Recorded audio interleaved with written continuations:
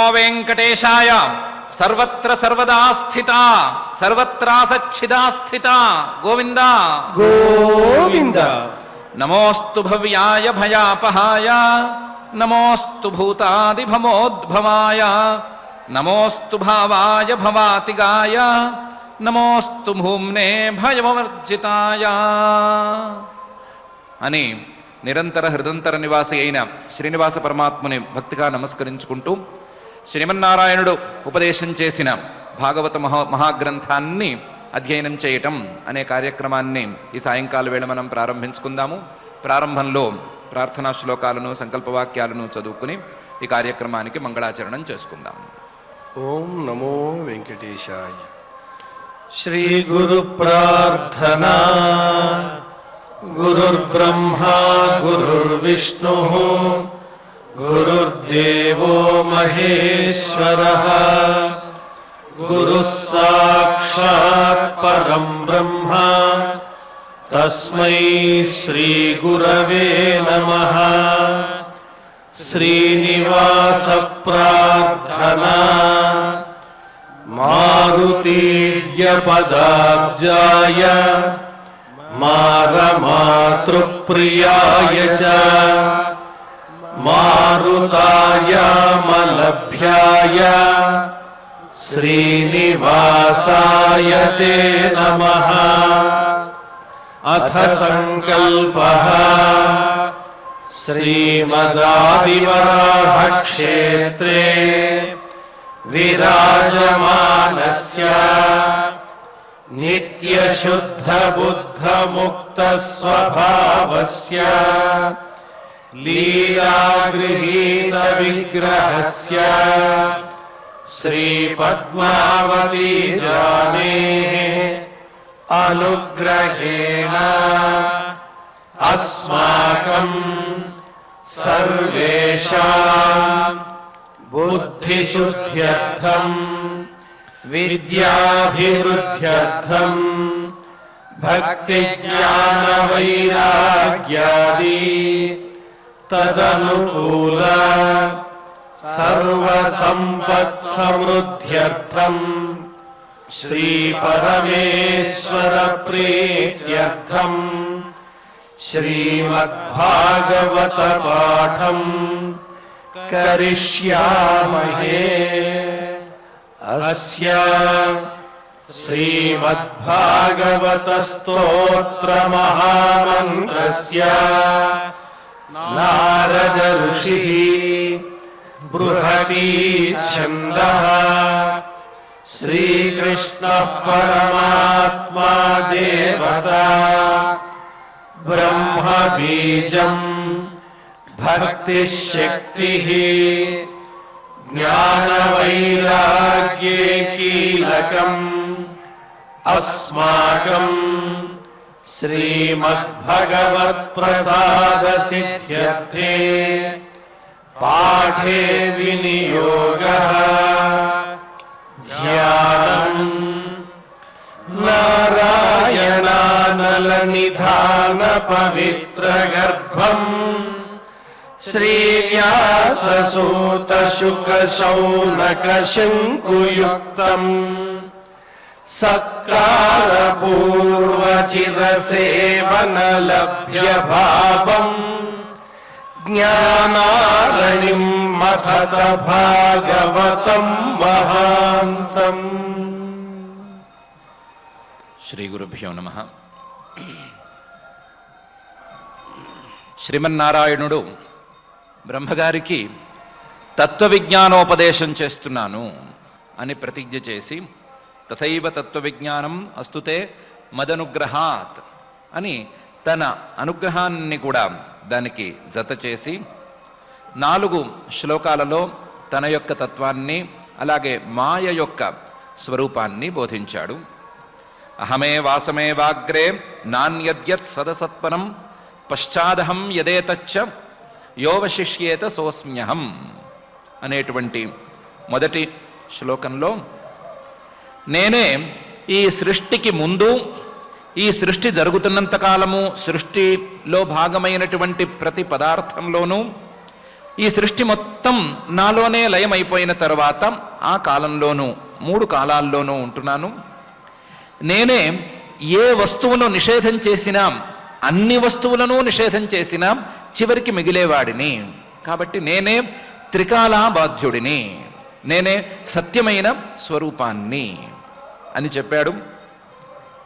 ఈ సత్యమైన స్వరూపాన్ని ఆచ్ఛాదన చేసి, ఈ సత్యమైన స్వరూపం కనిపించకుండా చేసి, అక్కర్లేని అప్పటికప్పుడు పుట్టుకొచ్చే రకరకాల వస్తువులను కనిపింపజేసేదే మాయా అనే విషయాన్ని ఋతేర్థం యత్ ప్రతీయేత న ప్రతీయేత చాత్మని తద్విద్యాదాత్మనో మాయాం యథాభాసో యథాతమః అనేటువంటి శ్లోకంలో చెప్పాడు. ఈ మాయ నా యొక్క స్వరూపాన్ని కప్పేస్తుంది, నా యొక్క స్వరూపాన్ని తెలియనివ్వదు. స్వరూపాన్ని తెలియనివ్వకపోవటం మాత్రమే కాకుండా నా స్వరూపం కానటువంటి, నాకంటే భిన్నంగా కనిపించేటువంటి వస్తువులను కనిపింపజేస్తుంది. ఆ వస్తువులను చూపిస్తుంది, వాటిని వ్యవహారంలో ఉంచుతుంది. ఇదే ఆత్మమాయ యొక్క లక్షణము. దానికి ఉదాహరణంగా ఆభాసము అలాగే తమస్సు ఈ రెండిటిని తీసుకోవచ్చు అని చెప్పాడు.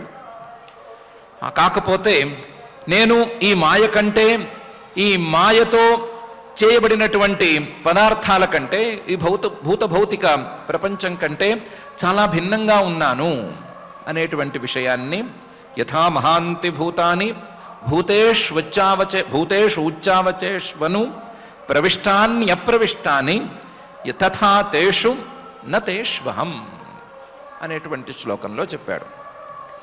సూక్ష్మమైనటువంటి భూతాలు, కారణ రూపంలో ఉండేటువంటి తన్మాత్రలు మహాభూతాలను సృష్టి చేసినప్పుడు ఆ మహాభూతాలలో ప్రవేశించినట్లుగా ఉంటాయి. కానీ మహాభూతాల కంటే విభిన్నంగా కూడా తమ అస్తిత్వాన్ని నిలబెట్టుకుని ఉంటాయి. కారణం యొక్క స్వభావం ఇదే. అలాంటి స్వభావాన్ని నేను ప్రదర్శిస్తాను.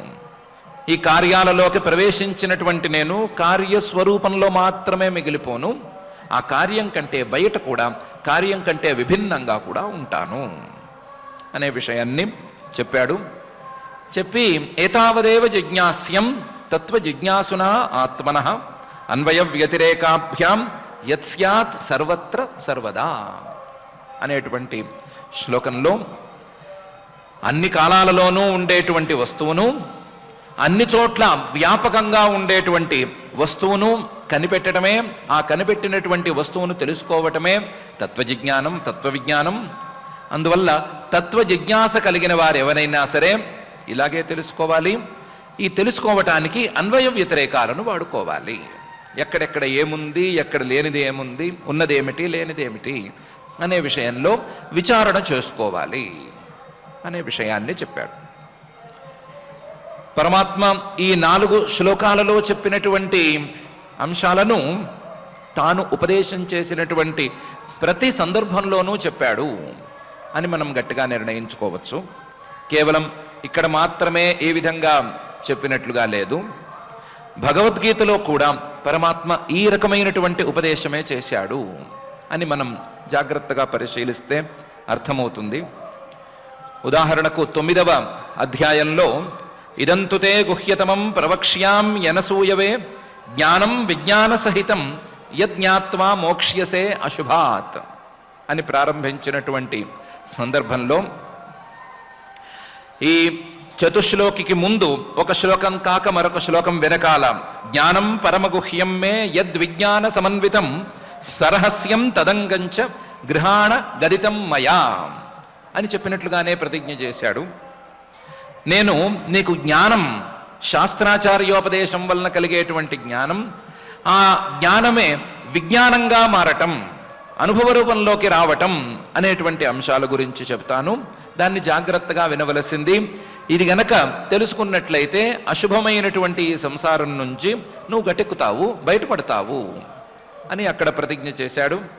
ఆ ప్రతిజ్ఞకు తగ్గట్లే 7వ శ్లోకంలో ఇక్కడ ఎలాగైతే అహమే వాసమేవాగ్రే అని 3 కాలాలలోనూ నేనే ఉన్నాను, ఈ సృష్టికి ముందు, సృష్టి సమయంలోనూ, సృష్టి తర్వాత నేనే ఉన్నాను అని చెప్పాడు. అలాగే సర్వభూతాని కౌంతేయ ప్రకృతిం యాంతి మామికాం కల్పక్షయే పునస్తాని కల్పాదౌ విసృజామ్యహం అని ఈ సృష్టి మొత్తాన్ని నేనే చేస్తున్నాను. కల్పక్షయే, ప్రళయ కాలంలో ఇవన్నీ నన్నే చేరుతాయి. కల్పాదవు, మళ్ళీ సృష్టి ప్రారంభమైనప్పుడు నేనే వీటిని బయటికి విడిచిపెడుతున్నాను, నేనే వీటిని సృష్టి చేస్తున్నాను. సృష్టి కంటే ముందున్నది నేనే, సృష్టి చేసేవాడిని నేనే, సృష్టి మొత్తం లయించిపోయిన తర్వాత ఉన్నవాడిని నేనే అనేటువంటి భావాన్ని స్పష్టంగానే వ్యక్తం చేశాడు. అలాగే మాయను గురించి కూడా కొంచెం స్వల్పంగా, ఇక్కడ చెప్పినంత స్పష్టంగా కాకపోయినా చెప్పాడు.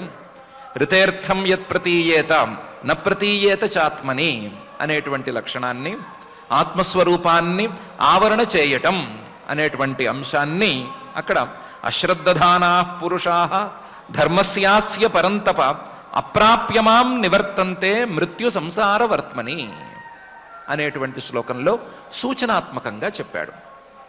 అప్రాప్యమాం నివర్తంతే, నన్ను తెలుసుకోలేక మృత్యు సంసార వర్త్మని, ఈ సంసారంలో పడి కొట్టుకుంటున్నారు. మళ్ళీ మరణం, మళ్ళీ జననం అనేటువంటి సంసారంలో కొట్టుకుంటున్నారు. నన్ను పొందలేకపోతున్నారు, నన్ను తెలుసుకోలేకపోతున్నారు. కాబట్టి నాకంటే భిన్నంగా ఉండేట్లుగా, నాకంటే భిన్నంగా ఈ సంసారాన్ని తెలుసుకుంటున్నారు, ఈ తెలుసుకున్నటువంటి సంసారంలోనే పడి కొట్టుకుంటున్నారు అనే విషయాన్ని మాయా లక్షణానికి సూచకమైనటువంటి విధానంలో చెప్పాడు. ఇంతేకాకుండా మరొక చోట స్పష్టంగా అదే అధ్యాయంలో 11వ శ్లోకంలో అవజానంతి మాం మూఢాః మానుషీం తనుమాశ్రితం పరంభావం అజానంతః మమ భూతమహేశ్వరం అని, నా యొక్క స్వరూపాన్ని తెలుసుకోలేక, అజానంతః ఆ స్వరూపాన్ని అర్థం చేసుకోలేక అనవసరంగా నన్ను అవమానిస్తున్నారు, నేను చెప్పిన దాన్ని సరిగ్గా చెవికెక్కించుకోవటం లేదు అని కూడా చెప్పాడు. పరమాత్మ యొక్క స్వరూపాన్ని సరిగ్గా తెలుసుకోనివ్వకుండా చేసేది ఆ ఆత్మమాయే అని అనుకుంటే, ఆ ఆత్మమాయా ప్రభావానికి జనాలు లోనయ్యి అనవసరంగా ఇబ్బందులు పడుతున్నారు అనే విషయాన్ని అక్కడే పరమాత్మే చెప్పాడు.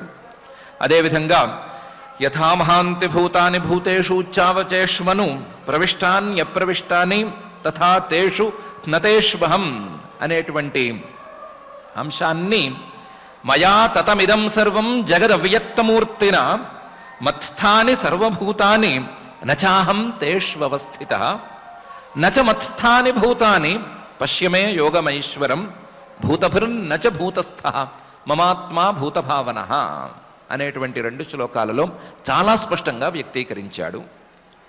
నేను ఈ భూతాలలో, ఈ పుట్టినటువంటి వస్తువులలో ఉన్నట్లుగా ఉంటున్నాను, కానీ నేను వాటిల్లో లేను, వాటికంటే భిన్నమైనటువంటి లక్షణాలనే కలిగి ఉన్నాను. నచమత్స్థాని భూతాన్ని, ఆ భూతాలు కూడా నాలో లేవు, అవేమి వాటన్నిటినీ నేనేమి భరించటం లేదు, కానీ నేను లేకపోతే వాటి యొక్క ఉనికి లేదు అనే విషయాన్ని చాలా స్పష్టంగానే చెప్పాడు. ఈ భూతాలు, కనిపించేటువంటి సృష్టి, ఆ సృష్టిలో ఉండేటువంటి వస్తువులు, వీటన్నిటికంటే విభిన్నమైనటువంటి స్వరూపం నాది అనే విషయాన్ని ఇవే పదాలను వాడి స్పష్టంగా అక్కడ కూడా చెప్పాడు. భూతాలు అనేటువంటి అంశాలను అక్కడ కూడా తీసుకొచ్చాడు. ఏతావదేవ జిజ్ఞాస్యం తత్వజిజ్ఞాసునాత్మనః అన్వయ వ్యతిరేకాభ్యాం యత్ స్యాత్ సర్వత్ర సర్వదా అనేటువంటి అంశాన్ని అన్వయ వ్యతిరేకాభ్యాం అనేటువంటి పదాలను వాడకుండా యత్ స్యాత్ సర్వత్ర సర్వదా, అన్ని కాలాలలోనూ అన్ని ప్రదేశాలలోనూ వ్యాపకంగా ఉండేటువంటిదే పరమాత్మ స్వరూపం అనేటువంటి అంశాన్ని గుర్తించవలసింది, ఆ గుర్తించడానికి ప్రయత్నం చేసుకోవలసింది అనేటువంటి భావాన్ని మహాత్మానస్తు మాం పార్థ దైవీం ప్రకృతిమాశ్రితాః భజంత్యనన్య మనసః జ్ఞాత్వా భూతాదిం అవ్యయం అనేటువంటి శ్లోకంలో వ్యక్తపరిచాడు. అలాగే మయా తతమిదం సర్వం జగదవ్యక్తమూర్తిన అనేటువంటి భాగంలో కూడా ఈ సర్వత్ర సర్వదా అనేటువంటి భావాన్ని వ్యక్తపరిచాడు.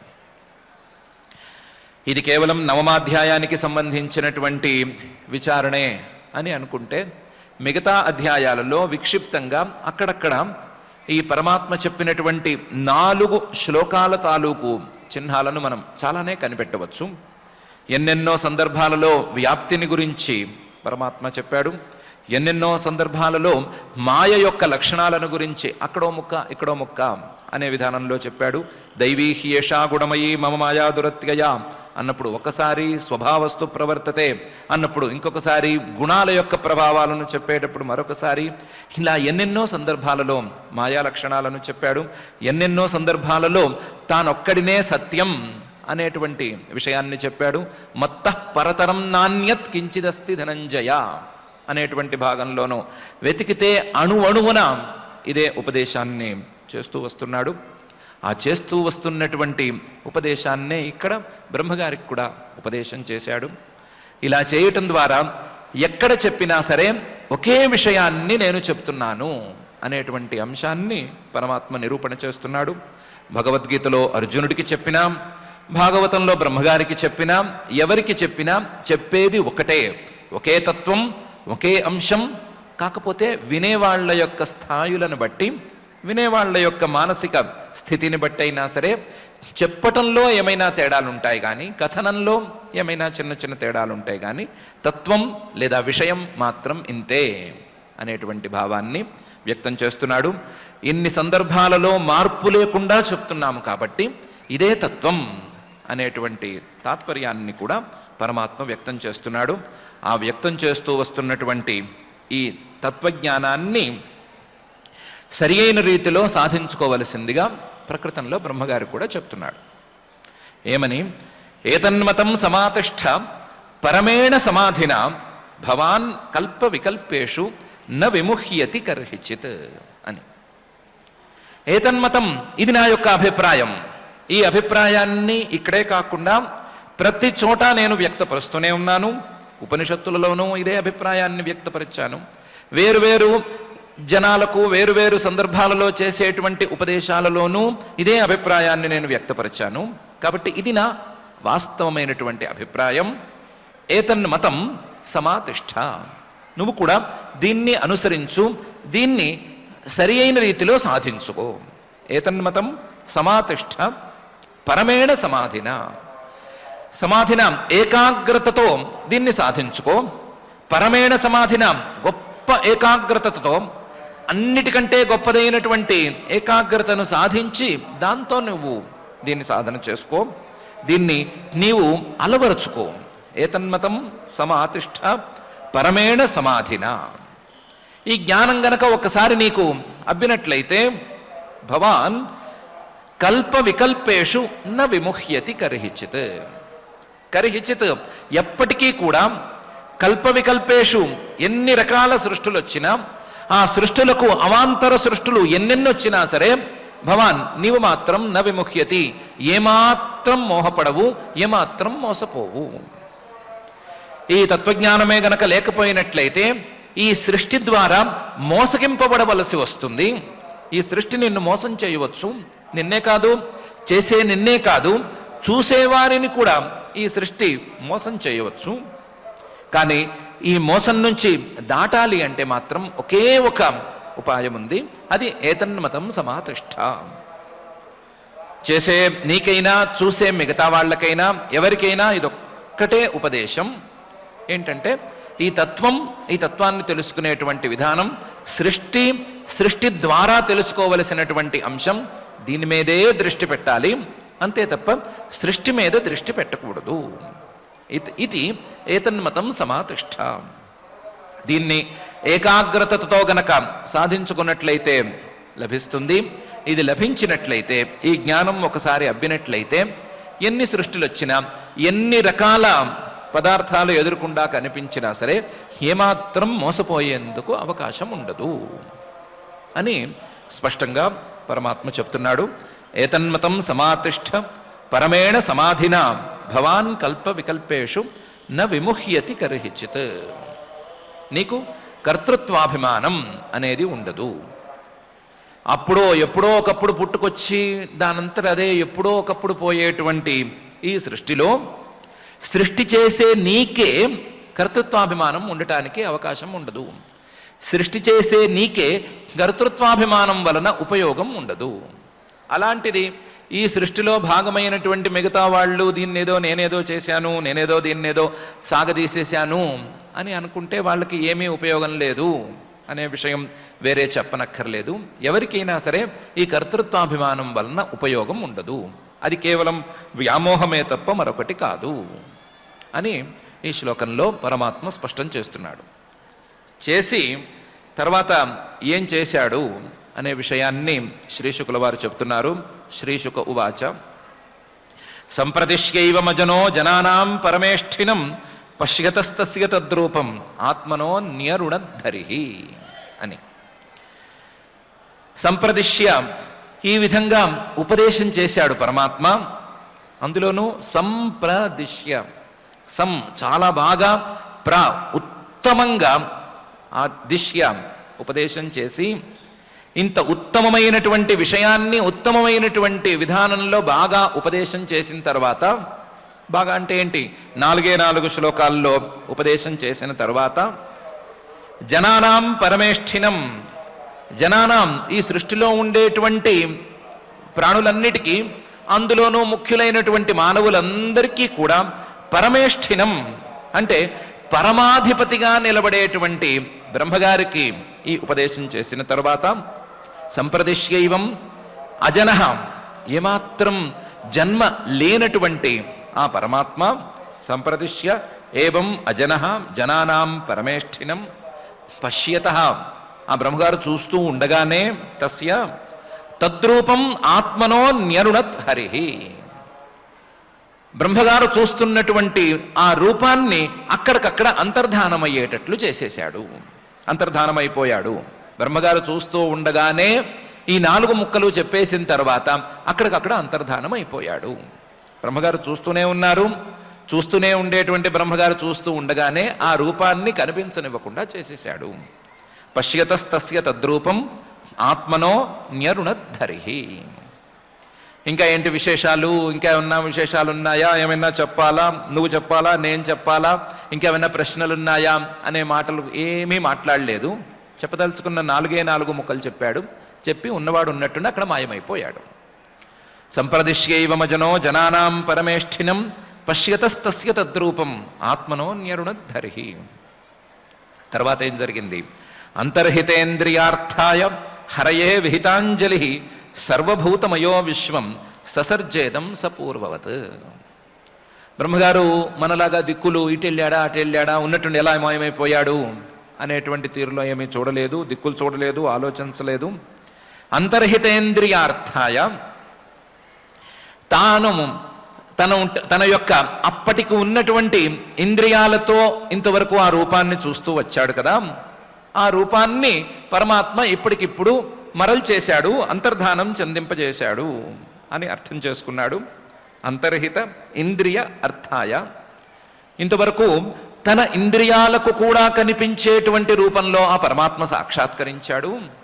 కానీ వాస్తవానికి ఈయన ఇంద్రియాలకు తెలిసేటువంటి రూపంలో ఉండేటువంటి వాడు కాడు. ఆ విషయాన్ని చెప్పటానికే ఉన్నట్టుండి అంతర్ధానం చెందాడు అనే విషయాన్ని అర్థం చేసుకుని అంతర్హిత ఇంద్రియార్థాయ, పరమాత్మను ఎప్పుడూ ఇంద్రియాలతో కనిపెట్టలేము అనే అంశాన్ని మరొకసారి నిరూపింపజేసేందుకే ఈయన అంతర్ధానం చెందాడు అనే విషయాన్ని చూసుకుని హరయే, ఆ శ్రీమన్నారాయణుడికి విహితాంజలి, ఒక్కసారి ఉన్నవాడు ఉన్న చోట ఏ దిక్కున ఉన్నాడు అని కూడా చూసుకోకుండా అన్ని దిక్కులా ఆయనే ఉన్నాడు అనేటువంటి అభిప్రాయంతో విహితాంజలి 2 చేతులు జోడించి దండం పెట్టుకున్నాడు. అంతర్హితేంద్రియార్థాయ హరయే విహితాంజలి. దండం పెట్టుకున్నవాడు క్షణం కూడా ఆలస్యం చేయలేదు. క్షణం కూడా ఆలస్యం చేయకుండా సర్వభూతమయ, వెంటనే సృష్టిని ప్రారంభించేసేశాడు. అక్కడికక్కడ తన పని మొదలు పెట్టేశాడు. మొదలుపెట్టి క్రమక్రమంగా ఆ సృష్టిలో జరగవలసినటువంటి ప్రతి అంశాన్ని తన అధీనంలో ఉండేటువంటి ఆ సృష్టికి చెందిన అంశాలన్నిటినీ సృష్టి చేసేశాడు. ఆ సృష్టిలో ఏ పదార్థాలలో తాను ఉండాలో అలా ఉన్నాడు. సర్వభూతమయ, ఏ సృష్టిలో ఏ భాగంలో తాను చేరాలో అందులోకి చేరాడు. చేరి విశ్వం ససర్జేదం, మొత్తం తాను చేయవలసిన మొత్తం సృష్టిని చేసేశాడు. విశ్వం ససర్జ ఇదం, మనకు కనిపించేటువంటి సృష్టి మొత్తాన్ని చేసేశాడు. ఎలా చేశాడు?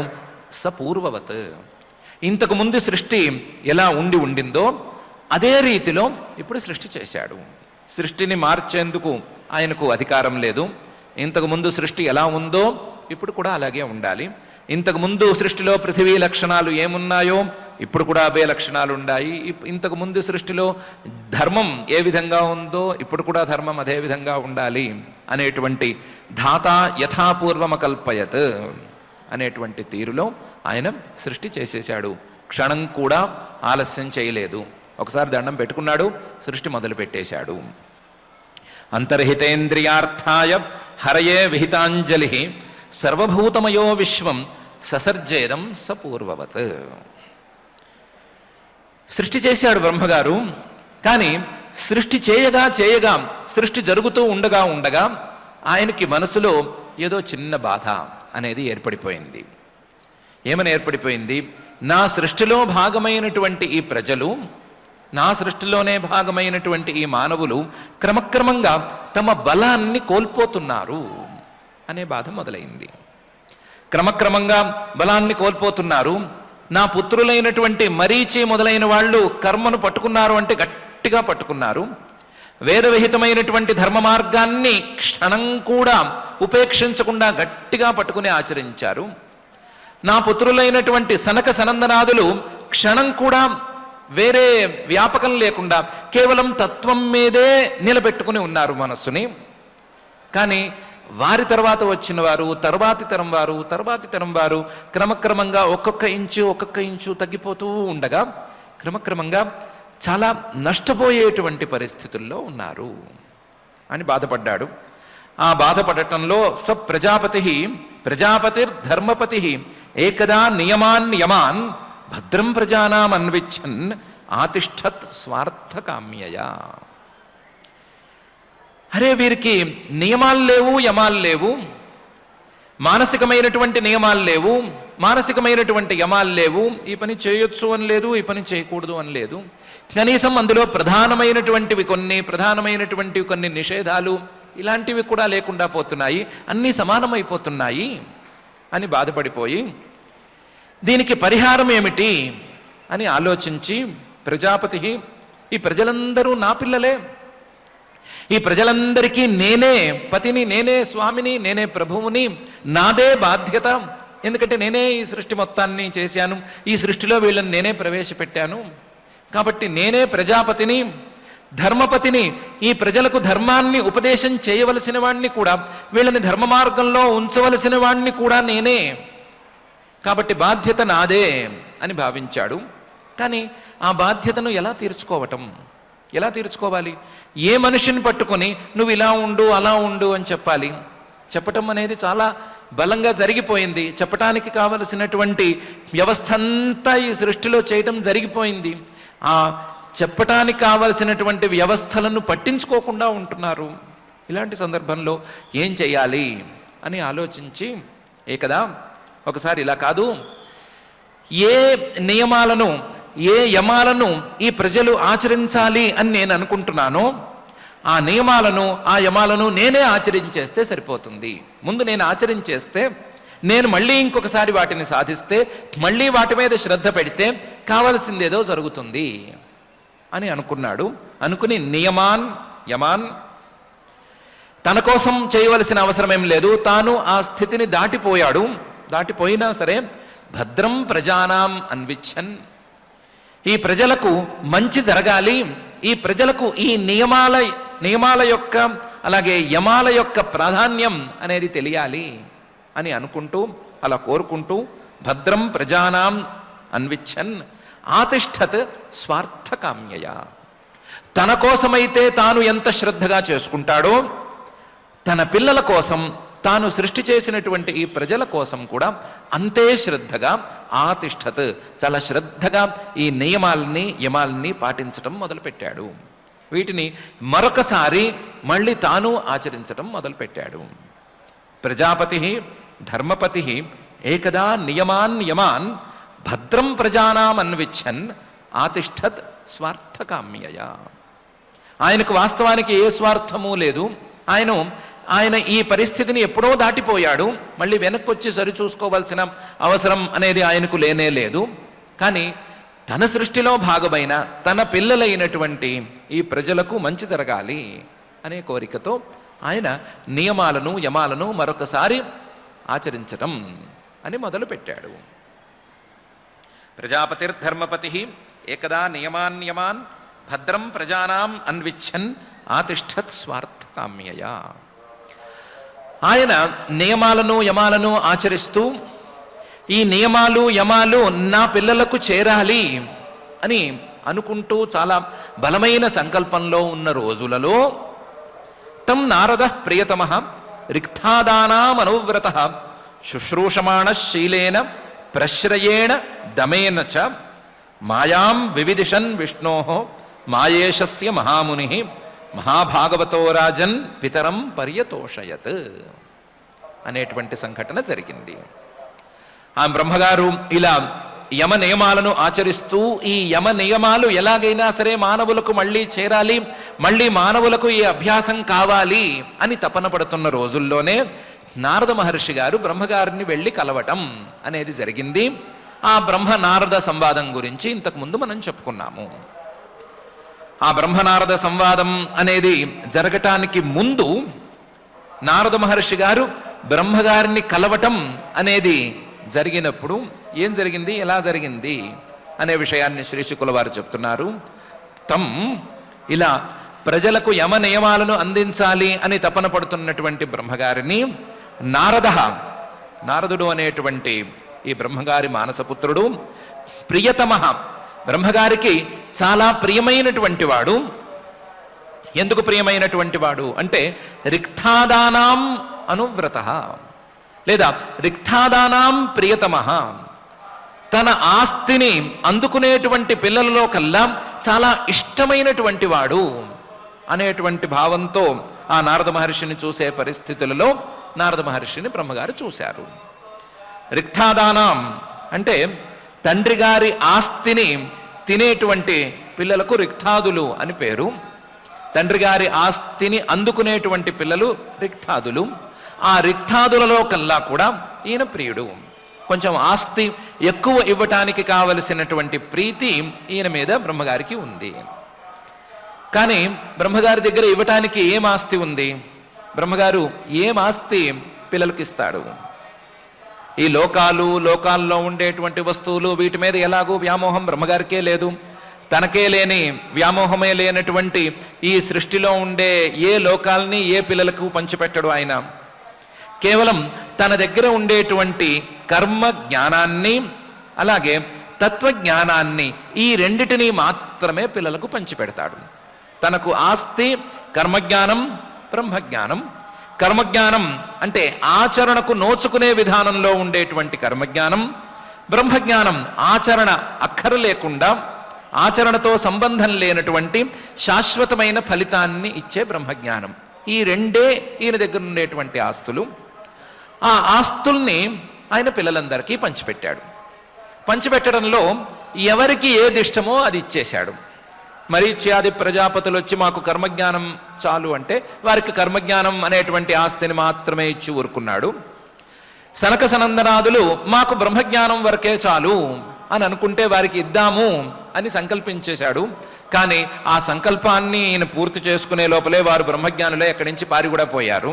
చిన్నపిల్లలే అయినా సరే వాళ్ళు పని పూర్తి అయిపోయి వాళ్ళు వెళ్ళిపోయారు. వాళ్ళకి ఇవ్వదలుచుకుంది పెద్దగా ఇచ్చినట్టుగా కూడా లేడిన. నారద మహర్షి గారి విషయంలో మాత్రం తండ్రి గారి దగ్గర నుంచి ఇటు కర్మజ్ఞానాన్ని ఇటు బ్రహ్మజ్ఞానాన్ని రెండూ అందుకోవటం అనేది జరిగింది. అందువల్ల నా ఆస్తి మొత్తాన్ని ఈయన పుచ్చుకున్నాడు అనేటువంటి ప్రేమ నారద మహర్షి గారి మీద బ్రహ్మగారికి ఉంది. నా దారిని మొత్తాన్ని ఈయన తీసుకున్నాడు. ఆ దారిని తీసుకోవటంలో పరోపకార పరాయణతో నిరంతరం సంచారం చేస్తూ కర్మ మార్గంలో ఉన్నాడు. అదే సమయంలో తత్వం నుంచి కొంచెం కూడా పక్కకి జరగకుండా తత్వాద్ అప్రచ్యుతో భవేత్ అనేటువంటి తీరులో తత్వంలో కూడా నిలిచి ఉన్నాడు అని ప్రేమతో ఉన్నాడు. రిక్తాదానాం ప్రియతమ. అందులోనూ ఆ ప్రీతికి కావలసినటువంటి అనువ్రత, తండ్రి గారి పట్ల చాలా వినయ విధేయతలతో ఉండటం, తండ్రి గారికి శిష్యభావంతో ఉండటం, భక్తితో ఉండటం అనేటువంటి లక్షణం కూడా నారద మహర్షి గారికి ఉంది. అందువల్ల కూడా ఈయన ప్రియతముడుగా ఉన్నాడు. అలాంటి ప్రియతముడు విచ్చేశాడు. ఇంతేకాదు శుశ్రూషమాణ, తండ్రి గారికి సేవ చేసేటువంటి ఉద్దేశ్యం కూడా నారద మహర్షి గారికి ఉంది. తనకు తత్వం తెలిసినా సరే తండ్రి గారు చెప్తే వినేటువంటి లక్షణం కూడా ఈయనకి ఉంది.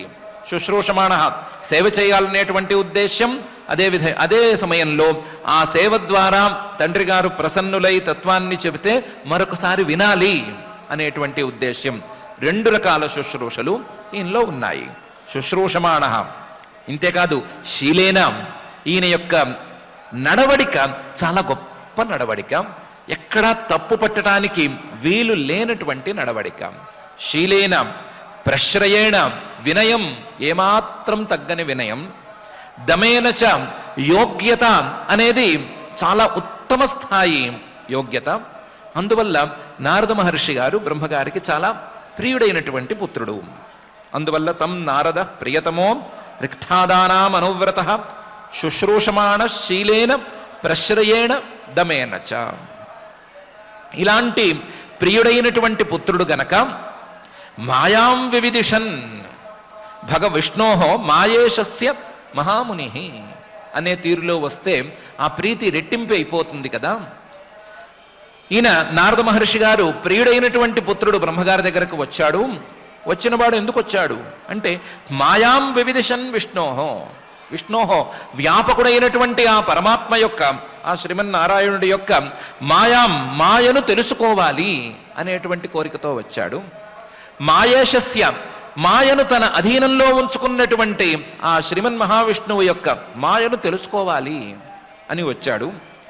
ఆ మాయను గురించి చెబితే గనక చెప్పింది విని అర్థం చేసుకుని మననం చేసుకోగలిగినటువంటి సామర్థ్యం ఉన్నవాడు కూడాను మహాముని, మననం చేయగలిగిన వారిలో చాలా గొప్పవాడు ఈయన. ఇలాంటి వాడు తెలుసుకోవాలని వస్తే ప్రీతి కలగదా. అందువలన చాలా ప్రీతితో ఉన్నారు బ్రహ్మగారు.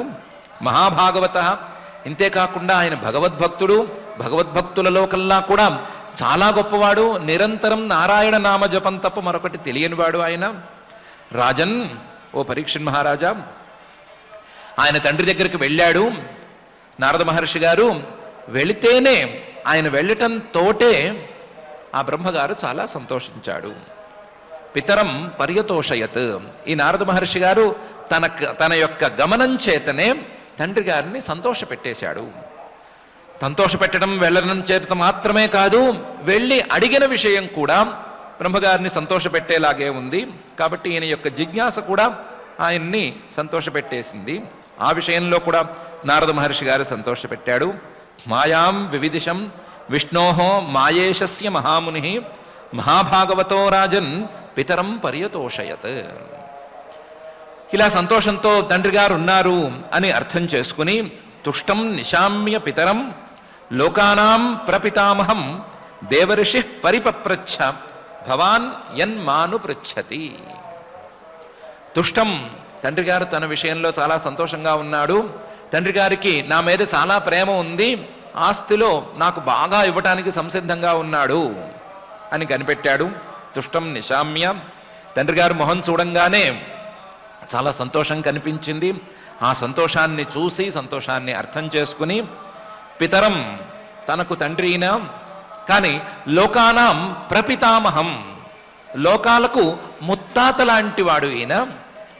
లోకాలకు ముత్తాత, తనకు తండ్రి అయినటువంటి ఈయన్ని కేవలం నా మీదే కాదు, తన ముని మనవళ్ళ వరుస అయ్యేటువంటి ప్రతి మానవుడి మీద ఈయనకి ప్రేమ సమానంగానే ఉంది అనే విషయాన్ని అర్థం చేసుకుని దేవర్షి, దేవతలలో ఋషి అయినటువంటి నారద మహర్షి పరిపప్రచ్ఛ, రకరకాలుగా బ్రహ్మగారిని ప్రశ్నలు వేశాడు.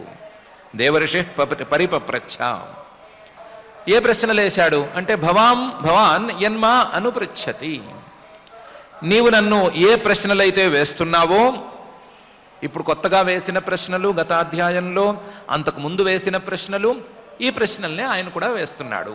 మాటల మార్పే తప్ప ప్రశ్నలు మాత్రం అవే. నువ్వు నన్ను అడిగినటువంటి ప్రశ్నల్నే నారద మహర్షి గారు తన తండ్రి లోకాలకు ముత్తాత అయినటువంటి బ్రహ్మగారిని ఇంతకు ముందు వేశాడు. లోకాలకు ముత్తాత ఈయన ఎలా అయ్యాడు? బ్రహ్మగారు లోకాలను సృష్టి చేస్తే లోకాలకు తండ్రి అవ్వాలి కదా. అంటే చిన్న వ్యవస్థతో ఆయన ముత్తాత అవుతాడు. అసలు ఈ సృష్టిలో బ్రహ్మగారి తరువాత చాలామంది సృష్టికర్తలు వచ్చారు. బ్రహ్మగారు తాను కొన్ని పదార్థాలను డైరెక్ట్గా సృష్టి చేశారు. తర్వాత తన తరపున కొంతమంది ప్రజాపతులను వారందరినీ కూడా ఉంచి వారి ద్వారా సృష్టి చేయించారు. వారి తర్వాత ఇంకొక తరం ప్రజాపతులను, ఇంకొక సృష్టికర్తలను కూడా ఉంచి అలా ఉండేటట్లు చేసి వారి ద్వారా సృష్టి కార్యక్రమాన్ని కూడా ఆయన ముందుకు తీసుకెళ్ళాడు. ఆ సృష్టి ప్రక్రియలో భాగంగా కశ్యప ప్రజాపతి అనేటువంటి ఒక ప్రజాపతి గారు, కశ్యప మహర్షి గారు, ఆయన జాతులన్నిటికీ కూడా సృష్టికర్తగా నిలిచాడు. ఈ భూమి మీద ఉండేటువంటి క్రీచర్స్ అన్నిటికీ కూడా ఆయన సృష్టికర్త. ఏ ప్రాణులైనా ఏ జాతి అయినా సరే ఆయనే సృష్టికర్త. ఇటు పక్షులకు, అటు పశువులకు, అలాగే మానవులకు, దేవతలకు, రాక్షసులకు అందరికీ కూడా ఆయనే సృష్టికర్త. అందువల్ల కశ్యప ప్రజాపతి గారు మానవులకు తండ్రి స్థానంలో ఉంటాడు. తండ్రి స్థానంలో కశ్యప ప్రజాపతి గారు ఉన్నట్లయితే ఆ కశ్యప ప్రజాపతి గారి తండ్రి అయినటువంటి మరీచి ప్రజాపతి గారు మానవ జాతి మొత్తానికి తాత లాంటివాడు. ఆ మరీచి ప్రజాపతి గారు లేదా మరీచి మహర్షి గారు కానీ ఎవరైనా సరే ఆయన బ్రహ్మగారి మానసపుత్రుడు అవుతాడు. కాబట్టి ఆ మరీచి మహర్షి గారి యొక్క తండ్రి అయినటువంటి బ్రహ్మగారు లోకాలన్నిటికీ, మానవులందరికీ కూడా ముత్తాత వరస అవుతాడు. అలా ముత్తాత వరస అయ్యేటువంటి బ్రహ్మగారు తన కొడుకైనటువంటి మానసపుత్రుడైనటువంటి నారద మహర్షికి తన మునిమనవళ్ళ వరస అయ్యేటువంటి ప్రజలందరికీ కూడా అందించటానికి సుముఖంగా ఉన్నాడు అనే విషయాన్ని నారద మహర్షి గారు కనిపెట్టి తుష్టం నిశామ్య పితరం లోకానాం ప్రపితామహం దేవర్షి పరిపప్రచ్ఛ, పరివిధాలుగా ప్రశ్నలేశాడు. నువ్వు నన్ను అడిగినవన్నీ కూడా ఆయన తండ్రి గారిని అడిగాడు. భవాన్ యన్మా అనుపృచ్ఛతి అని శ్రీ శుకుల వారు ఆయనతో, పరీక్షిత్ రాజు గారితో అంటున్నారు. అప్పుడు నారద మహర్షి గారు వేసినటువంటి ప్రశ్నలకు సమాధానంగా బ్రహ్మగారు నారద మహర్షి గారికి చెప్పారు. తస్మా ఇదం భాగవతం పురాణం దశలక్షణం ప్రోక్తం భగవతా ప్రాహ ప్రీత పుత్రాయ భూతకృత్ అని. తస్మై తనను అడిగినటువంటి తన పుత్రుడైనటువంటి నారద మహర్షికి ఇదం, ఇప్పుడు మనం చెప్పుకోబోయే ఇంతవరకు బ్రహ్మ శ్రీమన్ మహావిష్ణు శ్రీమన్నారాయణ సంవాదంలో చెప్పుకున్నటువంటి ఇదం భాగవతం, భగవత్తత్వాన్ని బోధించేటువంటి ఉపదేశం, భగవద్భక్తులకు ఉపదేశం చేయవలసినటువంటి ఉపదేశం, దాన్ని ప్రాహం చెప్పాడు. ఈ భాగవతం లేదా ఈ ఉపదేశం, భగవత్తత్వాన్ని బోధించే భగవంతుడే బోధించినటువంటి ఈ ఉపదేశం పురాణం. పురాణం ఇంతకు ముందు కూడా నవంగానే ఉంది, ఇంతకు ముందు కాలంలో కూడా కొత్తదిగానే ఉంది, ఇప్పుడు కొత్తదిగానే ఉంది, రాబోయే కాలాల్లో కూడా కొత్తదిగానే ఉంటుంది. బూజు పట్టిందైతే కాదు. పురా అపి నవం, ఇంతకు ముందు కాలంలోనూ ఇప్పుడు భవిష్యత్ కాలాల్లోనూ ఎప్పటికీ కూడా కొత్తగా ఉండేటువంటిది. ఎవరికీ తెలియని, ఎవరికి వారు అజ్ఞానంతో తెలుసుకోలేనటువంటి పరమాత్మతత్వాన్ని తెలియచేసేది ఇది పురాణం. అందువల్లే దీనికి దశ లక్షణం అని 10 లక్షణాలున్నాయి, 10 రకాల ప్రతిపాద్యమైనటువంటి అంశాలున్నాయి. ఆ 10 రకాల ప్రతిపాద్యమైన అంశాల్లో తత్వం అనేది ప్రధానం. దాన్ని ప్రతిపాదన చేయటానికే మిగతా అంశాలు పుట్టుకొస్తాయి. పురాణం దశ లక్షణం ప్రోక్తం భగవత, భగవంతుడే సాక్షాత్తుగా ఆయన్ను పిలిపించుకుని, బ్రహ్మగారిని తన లోకానికి పిలిపించుకుని ఉపదేశం చేసినటువంటి ఉపదేశం ఇది.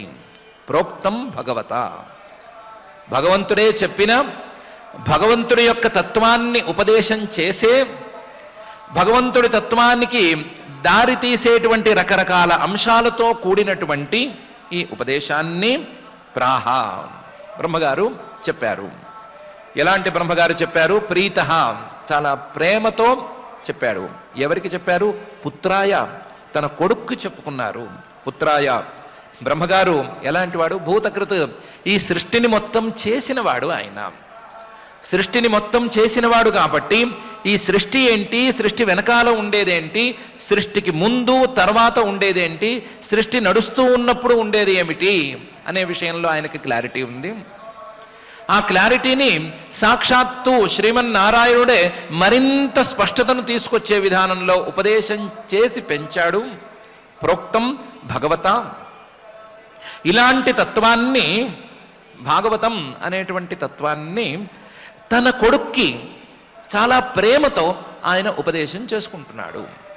తన కొడుక్కి అంటే కేవలం నారద మహర్షి గారికి మాత్రమే కాదు, తన కొడుకు వరుస అయ్యే వాళ్ళందరికీ కూడా ఆయన చాలా ప్రేమతో ఉపదేశం చేసుకుంటున్నాడు. అంటే ఈ తత్వానికి, ఈ ఉపదేశానికి ఉండేటువంటి విలువ వేరే చెప్పనక్కర్లేదు అని శ్రీ శుకుల వారు తస్మా ఇదం భాగవతం పురాణం దశలక్షణం ప్రోక్తం భగవతా ప్రాహ ప్రీత పుత్రాయ భూతకృత్ అనేటువంటి శ్లోకంలో చెప్తున్నారు. ఇది ముందు శ్రీమన్నారాయణుడు బ్రహ్మగారికి చెప్పాడు, బ్రహ్మగారు నారద మహర్షి గారికి చెప్పారు. నారద మహర్షి గారికి అందిన తరువాత నారద ప్రాహ మునయే సరస్వత్యాస్తటే నృప ధ్యాయతే బ్రహ్మ పరమం వ్యాసాయ అమిత తేజసే అనే తీరులో కిందకి దిగొచ్చింది. ఈ నారద మహర్షి గారు తాను జ్ఞానాన్ని మింగి ఊరుకునే రకం కాదు, ఆ జ్ఞానాన్ని మరొకరికి ఇచ్చేటువంటి స్వభావం కలిగినవాడు నారద ఆయన. అందువల్ల ఆయన ఏం చేశారు, ప్రాహ చాలా చక్కగా ఇంకొకరికి చెప్పాడు. ఎవరికి? మునయే, మననం చేస్తూ రకరకాల మననాలతో సతమతమవుతున్నటువంటి నా తండ్రి గారైన వేదవ్యాస మహర్షి గారికి చెప్పాడు. మునయే ఎక్కడ చెప్పాడు? సరస్వత్యాస్తటే, జ్ఞానప్రదాయిని అయినటువంటి సరస్వతీదేవి యొక్క జలరూపమైనటువంటి సరస్వతీ నదీ తీరంలో జ్ఞానప్రదాయినిగా ఉండేటువంటి ఆ సరస్వతి అనుగ్రహం లభించేటువంటి ప్రాంతంలో జ్ఞానప్రదాత అయినటువంటి నా తండ్రి గారు మననం చేస్తూ ఆలోచన చేస్తూ ఉండేటువంటి సందర్భంలో ఈ నారదుడు వెళ్ళి చెప్పాడు. నారద ప్రాహ మునయే సరస్వత్యాస్తటే నృప. ఓ పరీక్షణ్ మహారాజా, ఇలాగా ధ్యాయతే బ్రహ్మ పరమం, ఆయన పరబ్రహ్మను ధ్యానం చేస్తూ ఉన్నాడు. పరబ్రహ్మను ధ్యానం చేయటం ఎలా అనే అంశం మీద కసరత్తు చేస్తూనే ఉన్నాడు. అలాంటి వాడికి ఉపదేశం చేశాడు. ధ్యాయతే బ్రహ్మ పరమం, ఎవరికి? వ్యాసాయ. ఎలాంటి వాడికి? అమిత తేజసే, ఏమాత్రం పరిమితి లేనటువంటి అమితమైన తేజస్సు కలిగినటువంటి నా తండ్రి గారైన వ్యాస మహర్షి గారికి నారదుడు ఉపదేశం చేశాడు. నారద ప్రాహ మునయే సరస్వత్యాస్తటే నృప ధ్యాయతే బ్రహ్మ పరమం వ్యాసాయ అమిత తేజసే అని ఈ శ్లోకంలో నారద మహర్షి గారి దగ్గర నుంచి వేదవ్యాస మహర్షి గారి దగ్గరకు వచ్చినటువంటి సందర్భాన్ని శ్రీ శుకుల వారు పరీక్షిత్తు గారితో చెప్తున్నారు. ఈ సందర్భాన్ని గురించి మొదటి స్కంధంలో ఇంతకుముందే వచ్చింది. సమాధిన అనుస్మర తద్విచేష్టితం అనే విషయాన్ని ఆయన చెప్పాడు. నారద మహర్షి గారు వ్యాస మహర్షి గారి దగ్గరికి రావటం, వాళ్ళిద్దరికీ జరిగినటువంటి సంభాషణ, నారద మహర్షి గారు తన పూర్వజన్మ వృత్తాంతంతో సహా తర్వాత జన్మ వృత్తాంతంలో ఏమేం జరిగింది అనే సంగతి చెప్పటం, నారద మహర్షి గారు వ్యాస మహర్షి గారిని ఈ భాగవత గ్రంథాన్ని ఉపదేశం చేయమని ప్రోత్సహించటం, దానికి పూర్వరంగంగా సమాధిన అనుస్మర తద్విచేష్టితం అని చెప్పటం, ఇవన్నీ ప్రథమ స్కంధంలో మనం చూసుకున్నాము. నేనేం పెద్దగా నీకు చెప్పనక్కర్లేదు, నీవు గనక ఒక్కసారి ఏకాగ్రతతో కూర్చుంటే నీ సమాధి స్థితిలో నేను ఏమి చెప్పదలుచుకున్నాను అనే విషయం నీకు అవగతమైపోతుంది. ఆ అవగతమైనటువంటి విషయాలను అందరికీ అందేలాగా రచన చేసి ఉపదేశం చేయవలసింది అని నారద మహర్షి గారు వేదవ్యాస మహర్షి గారితో చెప్పినట్లుగా మనం ఇంతకుముందే చెప్పుకున్నాము. ఆ విధానంలోనే నారద మహర్షి గారు తనకు తన తండ్రి గారు చెప్పినటువంటి అంశాన్ని వేదవ్యాస మహర్షి గారికి అందించారు అనే విషయాన్ని శ్రీ శుకుల వారు చెప్తున్నారు. అక్కడి నుంచి నాకు అందింది, నేను నా తండ్రి గారి దగ్గర చదువుకున్నాను కాబట్టి నాకు అందింది, నేను నీకు చెబుతాను.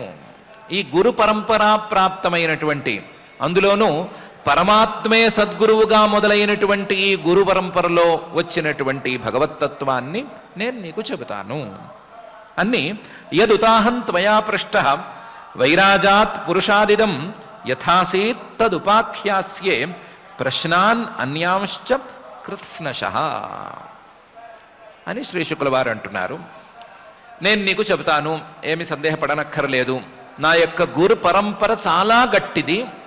నా గురు పరంపరలో చివరివాడు పరమాత్మే. ఆ పరమాత్మ ద్వారా సంక్రమించినటువంటి ఈ తత్వాన్ని నేను నీకు ఉపదేశం చేస్తాను.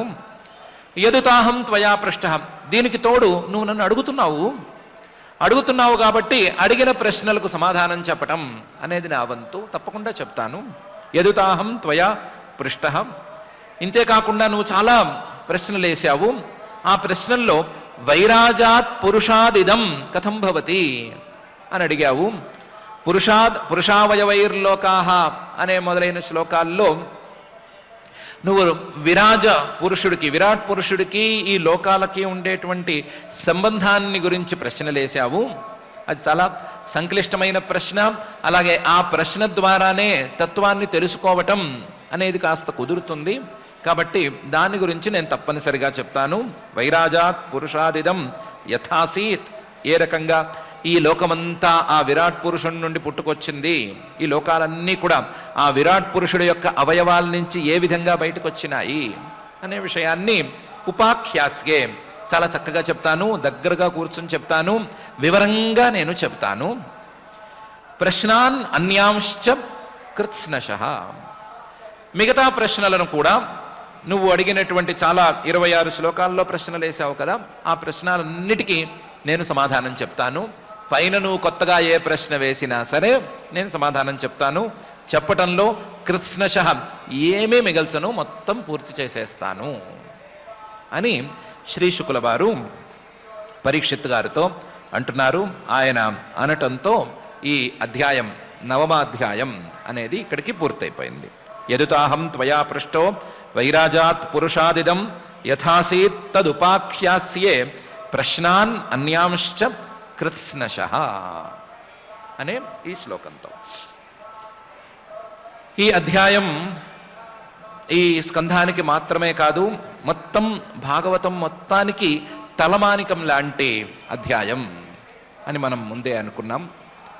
దానికి కారణంగా బ్రహ్మగారు తన తపస్సుతో శ్రీమన్నారాయణుణ్ణి చేరుకోవటం, ఆ శ్రీమన్నారాయణుడు ప్రేమగా తన పుత్రుడైనటువంటి లేదా తన సృష్టిలో భాగమైనటువంటి బ్రహ్మగారికి తత్వాన్ని అతి సంగ్రహంగా అందించటం అనేది ప్రధానాంశమైతే, దీనితో పాటుగా ఆ బ్రహ్మగారి ద్వారా అందినటువంటి తత్వం క్రమక్రమంగా మానవులకు చేరటం అనేది ఈ అధ్యాయంలోనే చాలా స్పష్టంగా ఉంది. కాబట్టి దీన్ని మనం ప్రధానమైనటువంటి భాగం కింద, తలమానికం లాంటి భాగం కింద తీసుకుంటున్నాము.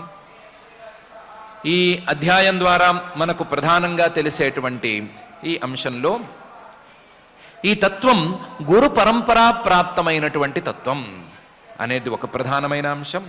ఆ గురు పరంపరలో పరమాత్మే మొదటి గురువుగా నుంచున్నాడు. జగద్గురువైనటువంటి ఆ పరమాత్మే మొదటి గురువుగా నుంచుని తన సృష్టిలో ప్రథమ భాక్కుగా ఉండేటువంటి బ్రహ్మగారికి చెప్పాడు. ఆ సృష్టికర్త అయినటువంటి బ్రహ్మగారు తన పిల్లల మీద ప్రేమతో తన పిల్లల్లో ఒకడైనటువంటి నారద మహర్షి గారికి దీన్ని చెప్పాడు. ఆ నారద మహర్షి గారు వేదవ్యాస మహర్షి గారికి చెప్పారు. ఆ వేదవ్యాస మహర్షి గారు మళ్ళీ తన పిల్లవాడి మీద ప్రేమతో శ్రీ శుకుల వారికి ఉపదేశం చేశారు.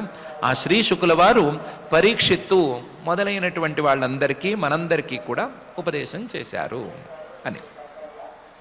దీని ద్వారా ఈ గురు శిష్య పరంపరలో తండ్రి బిడ్డ, తండ్రి కొడుకు అనేటువంటి వాళ్ళే ఉన్నారు, ప్రధానంగా ఉన్నారు అని కూడా తేలుతోంది. ఈ తండ్రి బిడ్డలు ఉన్నారు అని చెప్పటం ద్వారా తండ్రి పిల్లల్ని ఎప్పుడూ మోసం చేసుకోలేడు. తండ్రి తనకున్నటువంటి ఆస్తి తన పిల్లలకు చెందాలి అనే అనుకుంటాడు. తనకుండేటువంటి ఆస్తి పిల్లలకు చెంది పిల్లలకు అది ఎక్కువ అవ్వాలి అని కూడా అనుకుంటాడు. పిల్లలు ఆ ఆస్తిని అనుభవించాలి అని కూడా తండ్రి భావిస్తాడు. అదేవిధంగా సకల లోకాలకు తండ్రి అయినటువంటి ఆ పరమాత్మ తర్వాత వచ్చినటువంటి బ్రహ్మగారు లేదా వ్యాస మహర్షి గారు వీరందరూ కూడా తమ పిల్లల లాంటి ప్రజలందరూ కూడా ఈ తత్వాన్ని అందుకోవాలి, ఆస్తి లాంటి ఈ తత్వాన్ని అందుకోవాలి, అందుకుని ఆస్తిని అనుభవించినట్లు బాగా అనుభవించాలి అనేటువంటి తపనతోనే ఈ గురు శిష్య పరంపరను ప్రారంభించి ఈ తత్వోపదేశం అనేదాన్ని చేస్తున్నారు అనేది చాలా ప్రధాన అంశం. దీనికి చిహ్నంగా మనం జాగ్రత్తగా మరికొంచెం ఆలోచించుకుంటే, శ్రీశుకుల వారు పరీక్షిత్తు మొదలైన వాళ్లకు చెప్పారు. ఆ పరీక్షిత్తు మొదలైన వాళ్ళలో సూతుడు కూడా ఉన్నాడు. ఆ సూతుడు శౌనకాది మహర్షులకు చెప్పాడు. ఆ శౌనకాది మహర్షులకు సూతుడు చెప్పినటువంటి అంశాన్ని మళ్ళీ వేదవ్యాస మహర్షి గారే తలకెత్తుకుని దాన్ని మొత్తం రాసి శ్లోకాల్లో రాసి తన బిడ్డలందరికీ అందిస్తున్నారు. ఇంతకుముందు తన బిడ్డకు మాత్రమే చెప్పుకున్నట్లుగా కనిపించినటువంటి వేదవ్యాస మహర్షి గారు మళ్ళీ తన బిడ్డ ద్వారా వచ్చినటువంటి ఉపదేశాన్ని తన బిడ్డ పేరు మీదే మళ్ళీ రాసి మనందరికీ అందించటానికి పూనుకున్నారు. ఈ తత్వాన్ని, ఈ ఉపదేశాన్ని ప్రజలలో విస్తరింపజేయాలి అనే ప్రయత్నంలో ఉన్నారు.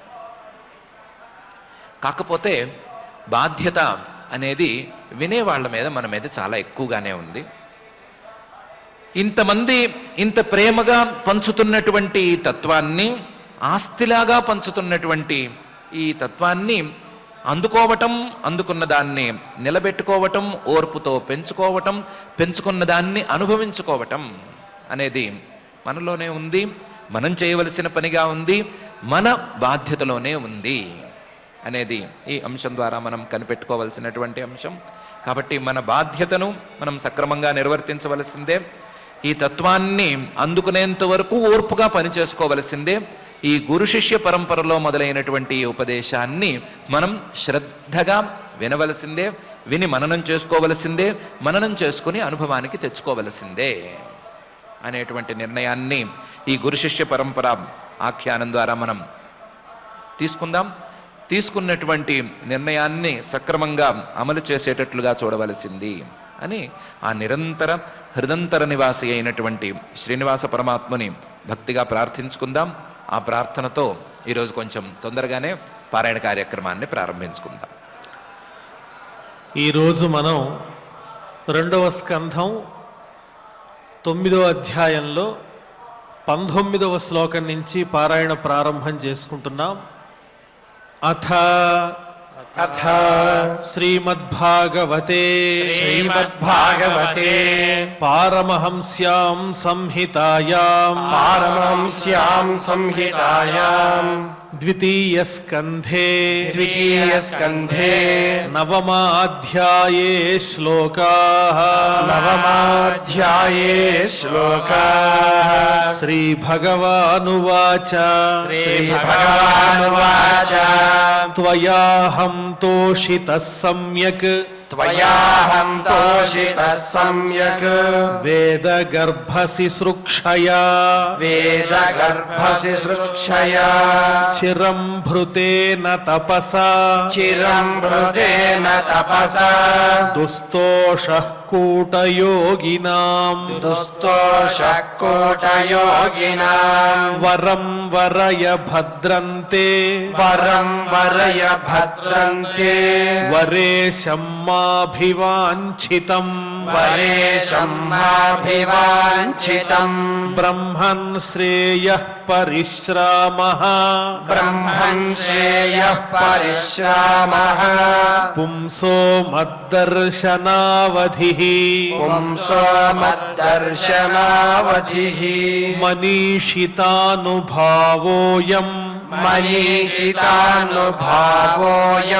మమ లోకావలోకనం యదుపశ్రుత్య రహసి చకర్థ పరమం తపః ప్రత్యాదిష్టం మయా తత్ర త్వయి కర్మ విమోహితే తపో మే హృదయం సాక్షాత్ तपो मे हृदयं साक्षात् ఆత్మాహం తపసో నఘ आत्माहं तपसो नघ సృజామి తపసైవేదం सृजामि तपसैवेदम् గ్రసామి తపసా పునః ग्रसामि तपसा पुनः బిభర్మి తపసా విశ్వం बिभर्मि तपसा विश्वम् వీర్యం మే దుశ్చరం తపః वीर्यं मे दुश्चरं तपः బ్రహ్మోవాచ ब्रह्मोवाच భగవన్ సర్వభూతానాం भगवन् सर्वभूतानाम् అధ్యక్షోవస్థితో గుహాం अध्यक्षोऽवस्थितो गुहाम् వేద ప్రతిరుద్ధేన वेदह्य प्रतिरुद्धेन ప్రజ్ఞానేన చికీర్షితం प्रज्ञानेन चिकीर्षितम् తథాపి నాథమానస్య तथापि नाथमानस्य నాథనాథయనాథితం नाथनाथयनाथितम् పరావరే యథా రూపే परावरे यथा रूपे జానీయాంతే త్వరూపిణః जानीयान्ते त्वरूपिणः యథాత్మమాయా యోగేన यथात्ममाया योगेन నానాశక్త్యుపబృంహితం नानाशक्त्युपबृंहितम् విలుంపన్ విసృజన్ గృహ్ణన్ विलुम्पन् विसृजन् गृह्णन् బిభ్రదాత్మానమాత్మనా बिभ्रदात्मानमात्मना క్రీడస్య మోఘ సంకల్పః क्रीडस्य मोघसङ्कल्पः ఊర్ణనాభిర్యథోర్ణుతే ऊर्णनाभिर्यथोर्नुते తథా తద్విషయాన్ ధేహి तथा तद्विषयान् धेहि మనీషాం మయి మాధవ मनीषां मयि माधव భగవచ్చిక్షితమహం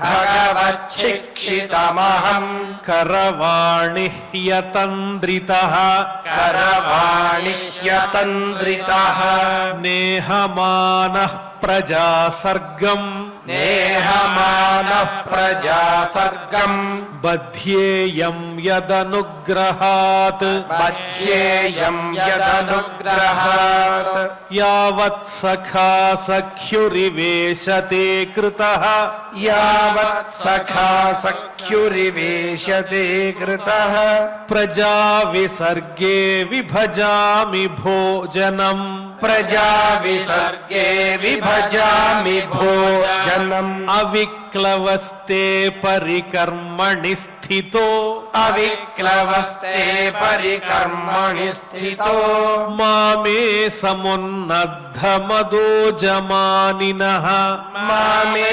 समुन्नतमदो जमानिनः శ్రీభగవానువాచ श्रीभगवानुवाच జ్ఞానం పరమగుహ్యం మే ज्ञानं परमगुह्यं मे యద్విజ్ఞాన సమన్వితం यद्विज्ञानसमन्वितम् సరహస్యం తదంగంచ सरहस्यं तदङ्गम् च గృహాణగదితం మయా गृहाणगदितं मया యావానహం యథా భావో यावानहं यथा भावो యద్రూపగుణకర్మకః यद्रूपगुणकर्मकः తథైవ తత్వవిజ్ఞానం तथैव तत्त्वविज्ञानम् అస్తు తే మదనుగ్రహాత్. अस्तु ते मदनुग्रहात् ఇప్పుడు మనం చెప్పుకోబోయేటువంటి 4 శ్లోకాలు కూడా భాగవతానికి తత్వం లాంటివి, భాగవత చతుశ్లోకి. అందువల్ల 4 శ్లోకాలను మనం 3 సార్లు పారాయణ చేసుకుందాం. 32వ శ్లోకం నుంచి 35వ శ్లోకం దాకా. అహమేవాసమేవాగ్రే అహమేవాసమేవాగ్రే నాన్యద్యత్సదసత్పరం నాన్యద్యత్సదసత్పరం పశ్చాదహం యదేతచ్చ పశ్చాదహం యదేతచ్చ యో వసిష్యేత సోస్మ్యహం యో వసిష్యేత సోస్మ్యహం అర్తేర్థం యత్ ప్రతీయేత ఋతేర్థం యత్ ప్రతీయేత న ప్రతీయేత చాత్మని న ప్రతీయేత చాత్మని తద్విద్యాదాత్మనో మాయాం తద్విద్యాదాత్మనో మాయాం యథా భాసో యథా తమః యథా భాసో యథా తమః యథా మహాంతి భూతాని యథా మహాంతి భూతాని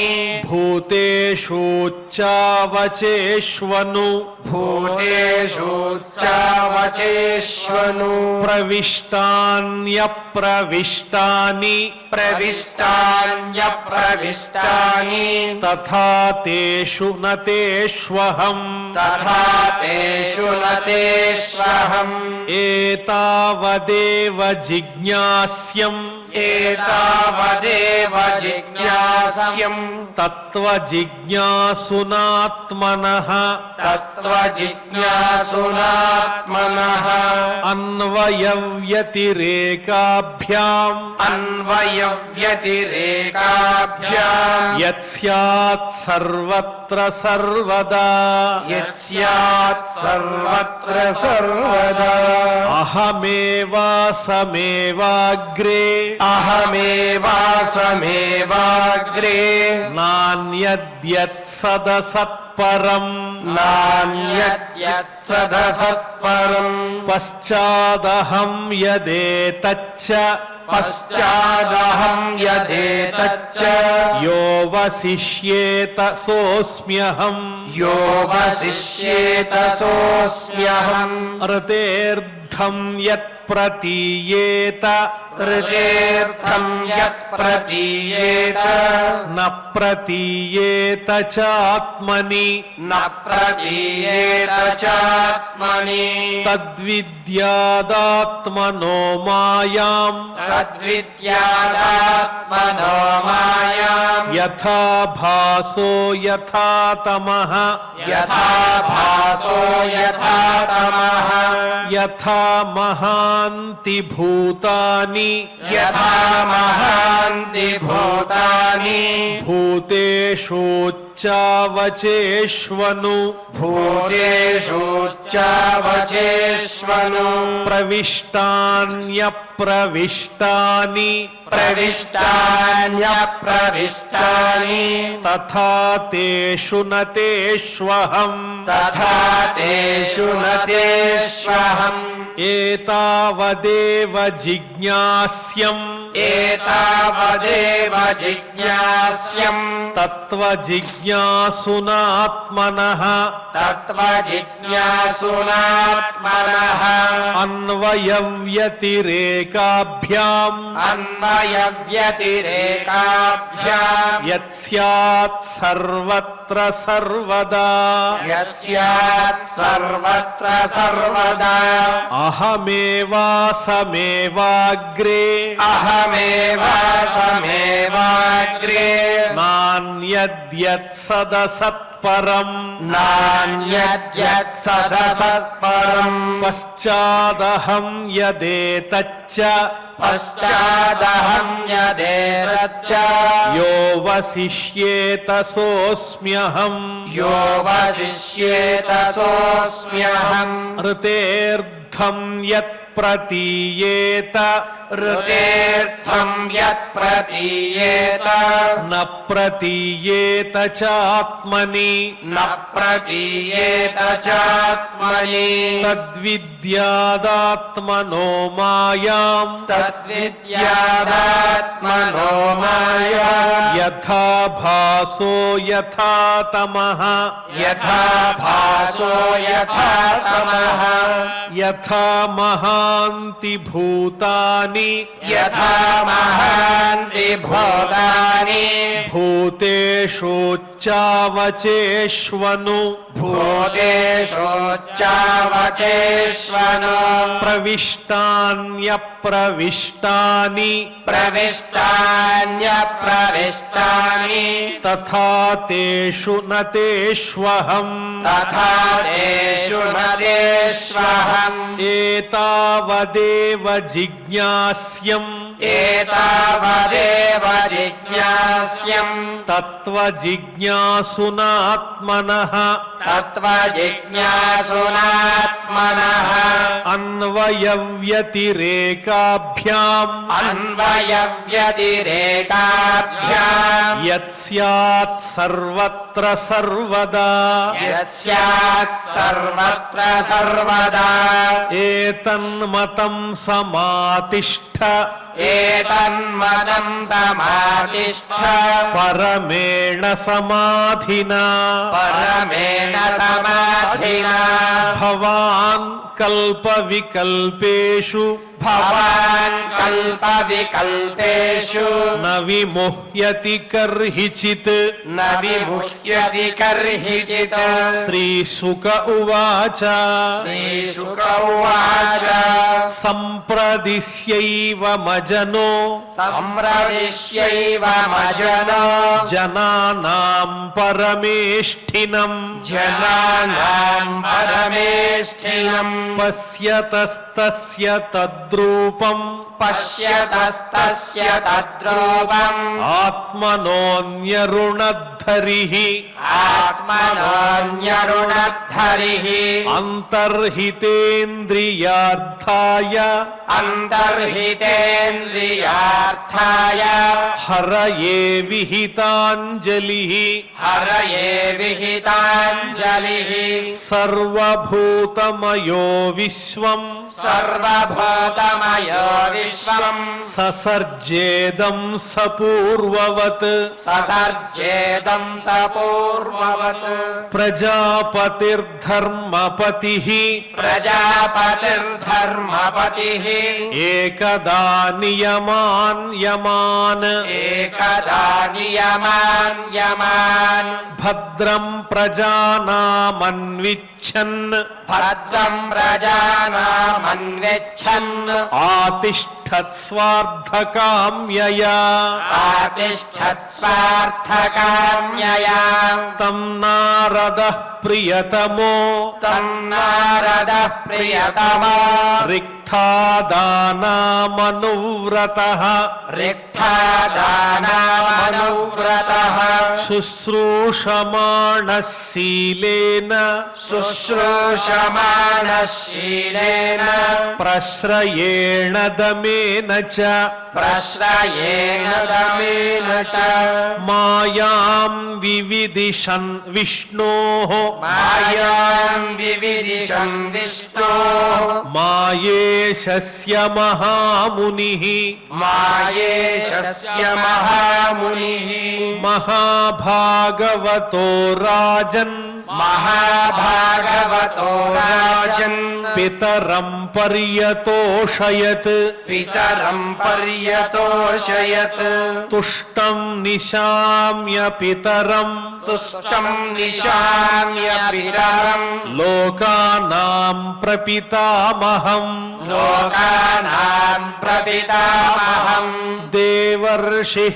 परिपप्रच्छ देवर्षिः परिपप्रच्छ भवान् यन्मानुपृच्छति भवान् यन्मानुपृच्छति तस्मा इदं भागवतम् तस्मा इदं भागवतम् पुराणं दशलक्षणम् पुराणं दशलक्षणम् प्रोक्तं भगवता प्राह प्रोक्तं भगवता प्राह प्रीतः पुत्राय भूतकृत् प्रीतः पुत्राय भूतकृत नारदः प्राह मुनये नारदः प्राह मुनये सरस्वत्यास्तटे नृप सरस्वत्यास्तटे नृपाम् ध्यायते ब्रह्म परमम् ध्यायते ब्रह्म परमम् व्यासायामित तेजसे व्यासायामित तेजसे यदुताहं त्वया पृष्टो यदुताहं त्वया पृष्टो वैराजात् पुरुषादिदम् वैराजात् पुरुषादिदम् यथासीत् तदुपाख्यास्ये यथासीत् तदुपाख्यास्ये प्रश्नानन्यांश्च कृत्स्नशः प्रश्नान्यांश्च कृत्स्नशः इति इति श्रीमद्भागवते श्रीमद्भागवते पारमहंस्यां संहितायां पारमहंस्यां संहितायां द्वितीयस्कन्धे द्वितीयस्कन्धे नवमोऽध्यायः नवमोऽध्यायः। ఓం నమో వెంకటేశాయ. అవనీశ బ్రహ్మ ఇట్లంతర్హితుండైన పుండరీకాక్షుని బుద్ధి నిలిపి ఆనందమును పొంది అంజలి గావించి తత్పరిగ్రహున తనదు బుద్ధి గైకొని పూర్వప్రకారంబునన్ సమస్త ప్రపంచంబును తగ సృజించి మరి ఒకనాడు ధర్మ ప్రవర్తకుడోచు అఖిల ప్రజాపతి అయిన కమలగర్భుడు ఆత్మహితార్థమై కాక సకల భువన హిత బుద్ధినున్నత స్ఫురణ మెరసి మానితంబైన యమ నియమములరుంటినచరించను సమ్మోదితాదిత్యుడగుచు అని ఆ పరంధాముడు పరమాత్మ అందించినటువంటి దివ్య భాగవత తత్వాన్ని చతుశ్లోకిగా అందుకున్న బ్రహ్మ మనందరికీ కూడా నారదముని ద్వారా, తదనంతరం వ్యాస మహర్షి, తదనంతరం సుఖ మహర్షి, అటు నుంచి పరీక్ష ద్వారా అందినటువంటి తత్వాన్ని ఒక రకంగా భాగవతం భగవద్గీతకి భాష్యమని కూడా పండితులు చెప్తారు. ఆ రెండిటిని సమన్వయపరుస్తూ మనకు ఏ విధమైనటువంటి మాయా అంటకుండా ఉండే విధంగా ఆచార్య ముఖం ద్వారా మనం ఈ భాగవత తత్వాన్ని, భగవత్ తత్వాన్ని అందుకునే ప్రయత్నంలో ముందుకు సాగుతూ ఉన్నాం. నిరంతరము ఈ ప్రయత్నం ద్వారా మనలో ఉండేటువంటి మాయ పొరలుగా తొలగిపోయి ఆత్మతత్వం అవగతమయ్యి మన జన్మకు సార్థకత చేకూర్చమని ఆ దేవదేవుడైనటువంటి పరంధాముడైన పరమాత్ముడైన శ్రీ వెంకటేశ్వర స్వామికి భక్తితో ప్రార్థిస్తూ నేడు కూడా యథావిధిగా మనం క్షమాప్రార్థన దగ్గర నుంచి మంగళాంతం వరకు భక్తితో పఠిస్తూ ఈ అద్భుత అధ్యయన కార్యక్రమానికి మంగళ సమాప్తిని పలుకుదాం. అథ క్షమా ప్రార్థనా యదక్షరపదభ్రష్టం మాత్రాహీనం చ యద్భవేత్ తత్సర్వం క్షమ్యతాం దేవ నారాయణ నమోస్తుతే. అథ భగవత్సమర్పణం కాయేన వాచా మనసేంద్రియైర్వా బుద్ధ్యాత్మనా వా ప్రకృతే స్వభావాత్ करोमि यद्यत् सकलं परस्मै नारायणायेति समर्पयामि अथ लोकक्षेम प्रार्थना सर्वे भवन्तु सुखिनः सर्वे सन्तु निरामयाः सर्वे भद्राणि पश्यन्तु मा कश्चित् दुःखभाग् भवेत् अथ मङ्गलम् श्रियः कान्ताय कल्याणनिधये निधयेद्धिनाम् श्रीवेङ्कटनिवासाय श्रीनिवासाय मङ्गलम्।